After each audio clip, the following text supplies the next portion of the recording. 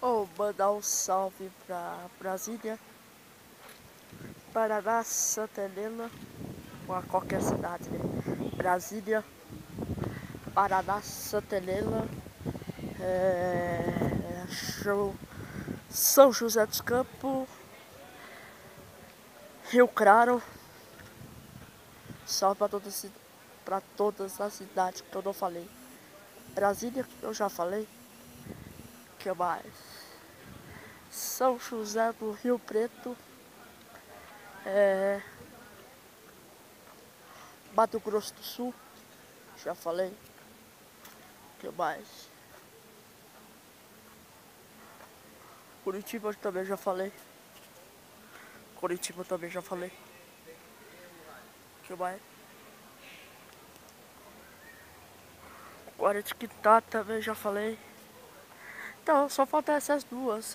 Paraná, Santa Helena, Brasília, Rio Preto, São José do Rio Preto. Só as três cidades que eu esqueci de falar. E Foz do Iguaçu. Que mais? Gente, Foz do Iguaçu. E Ubatuba. Ubatuba é uma cidade boa que tem umas praias. Tem umas praias lá em Ubatuba. Oh, que mais?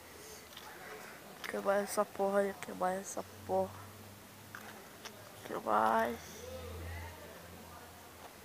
Que mais? Deixa eu ver. Não tem mais, mas... Que dizia o Emílio Oca, quem manda a vida ser uma comédia? Eu queria falar uma coisa pra vocês, gente. Eu vou comprar esse celular. Eu vou comprar um celular novo. Vou comprar um celular novo. E gravar essas porra desses vídeos, entendeu? E espero que vocês tenham gostado. Eu tô falando muito alto, porque esse áudio aqui é muito escroto, é muito baixo.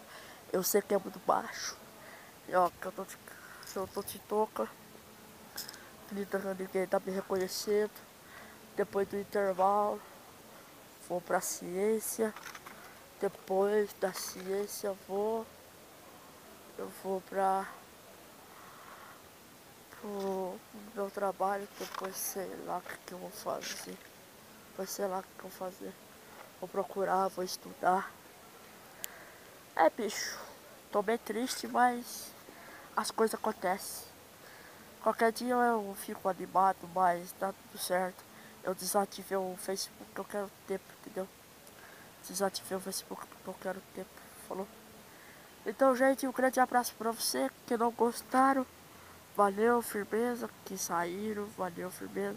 Quem gostaram, valeu, firmeza. E, então, um grande abraço. Até o próximo vídeo. É nóis, se inscreve.